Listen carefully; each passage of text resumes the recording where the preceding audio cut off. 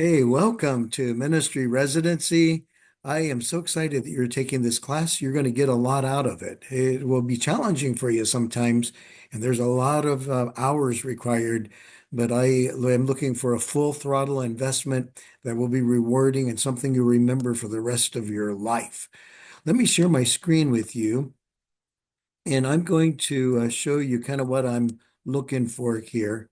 Um, so this is ministry residency. I have it set for student view. You can hit the syllabus, but that's not the main thing. I mean, the main part is just looking at the assignments, and you can get there from either modules or assignments, but I'll just go under assignments right now. That might be the best way to go.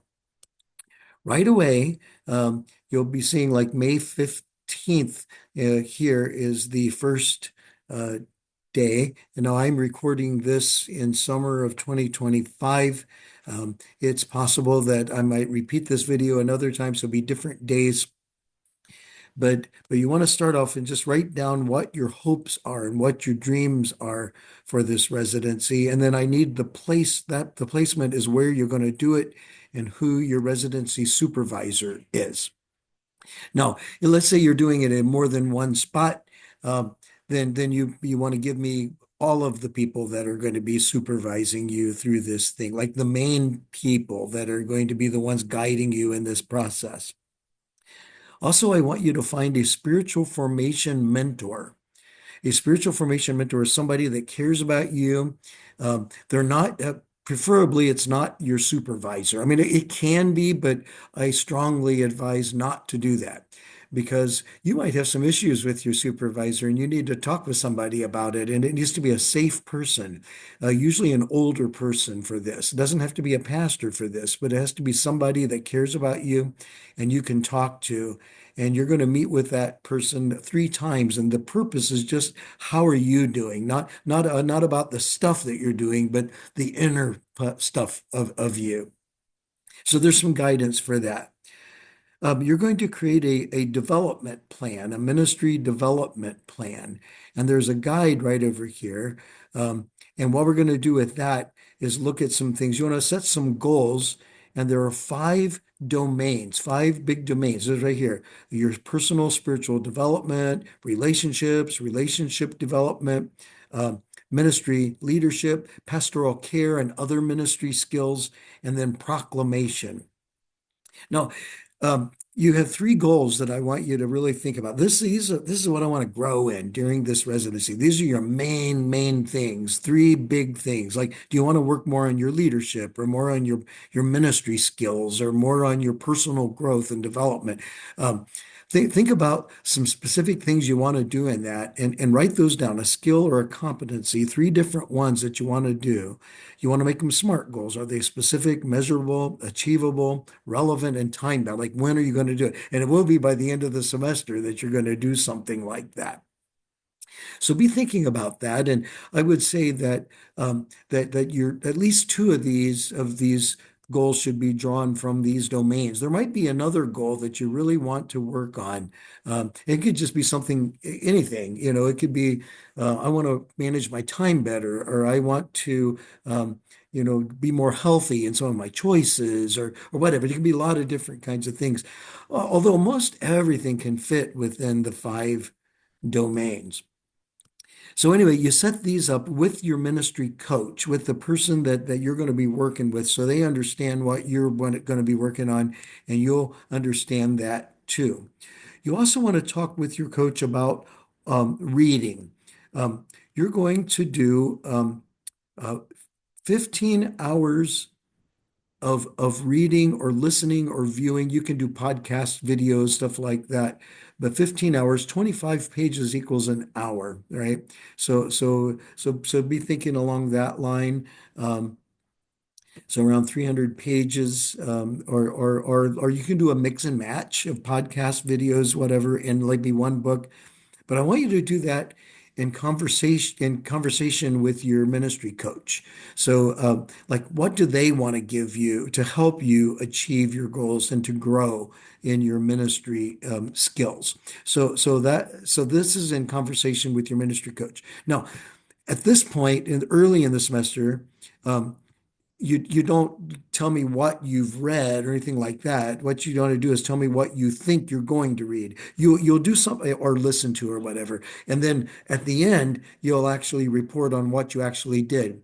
They don't have to match, but this is just to give you intentionality about thinking about it. It might change, and that's okay. If you change it, as long as you're going in the right general direction. Then you'll be doing some journal reflections, 5 different journal reflections. And what you'll be doing on that is you'll be looking at your experiences, and you'll be doing these just about every other week, all right? And you'll be reflecting on your ministry experiences. And so you go through the ministry experience, but the way you grow through it is put R into that. Instead of go, it's grow. And the R is reflection. And when you reflect on it, that's when you really develop and you draw deep meaning from it. So I want you to reflect on these practical ministry experiences that you had. Think about it theologically. Like how has it informed your thoughts about God and yourself and others and the most important things of life? Look at the domains, the personal relationship, ministry leadership, pastoral care and other ministry skills, proclamation, teaching, preaching, the Bible. What specific Bible verse? I'd like to see in each journal reflection a specific Bible reference there. Like, what did you, what is, how does the Bible apply to this? Like, let's say that maybe somebody got you mad and you remembered it says in Proverbs, a soft answer turns away wrath. And so I didn't say a hard thing like I meant to say. And so you could just put that quote in there, and that's the way you would just infuse it with scripture. At least one Bible quote. More is even better. Um, what would be 2 big ideas that you got? Takeaway home points from this, things that you learned, things that you grew in, things that stretched you. Your 2 biggest ideas over the last couple of weeks, and then log your ministry hours. So you want to keep track of your hours. Because you're going to have to do, whatever your residency is, it's 40 to 1. And so we'll be looking at your credit hours and I'd like to know exactly what you're shooting for, because that different people taking this are doing it for different credit hours. I just want to make sure we get that straight. Now, let's say that you don't get it all in by the end of the semester. You can file for an extension, but there's a process involved and it's difficult. So I would suggest just going for it and making it happen during the semester. If you get stuck, I'll work with you. There's a historic ministry context paper that you're going to write. This is about the history of the place where you're serving. Now, if you're doing your ministry residency in multiple places, you can just pick one. So, for instance, sometimes people use summer ministry teams combined with some other things to get this done.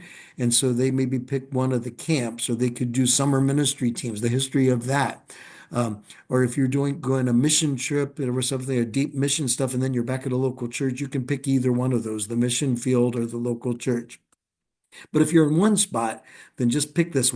How did this begin? What's the background of it? What's it all about? You might want to do some digging. Ask the oldest member, ask the pastor. A lot of times the church has papers and stuff for a history. Somebody's written it up. And if they do that, you'd use that and then certainly reference, cite that.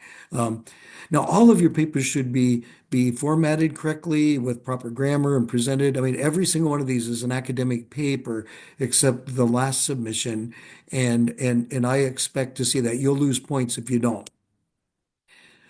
You're going to do a preaching and teaching at some point or another. That could be with kids, it could be adults. You could preach in a church service. I don't care how you do a proclamation, but it's a proclamation sample. And what you want to do is send me your notes of what you're going to do. If you did it, if they videoed you, you do that. And there's some evaluations that you're going to give out. There are 4 that you want to copy and give out to others, or you can download it and email it to them. And what these guys will do is when you're doing your teaching, you have people watch you do it, and then they will give you feedback on how it went. So that way you can grow as a communicator. And so this sermon evaluation form, now if it's a teaching with little kids, it's a little different than that. Um, uh-oh, this is spinning. Um, well, I'll just make sure that it gets up there, but it's an evaluation form that where they give you feedback. And that's what we'll be looking at. I'll make sure to get that corrected for your class. All right. So you do your reading report at the end. You do a report with your spiritual formation mentor. You meet with that person 3 times throughout the semester, and then you report at the end. You don't have to give the nitty-gritty of your struggles and things that you talk to them. You can speak very confidentially, but you can just give me the broad nature of the conversations.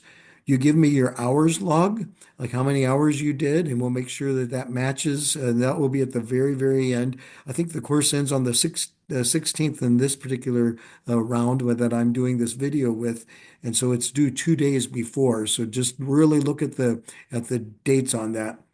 And then you do a self-reflection, and then your ministry coach will evaluate you too. There's a link that you need to give to your ministry coach. And that you should give them that link maybe even early in the semester. And that way they can do that. There's a link you can share with them, and it's right here.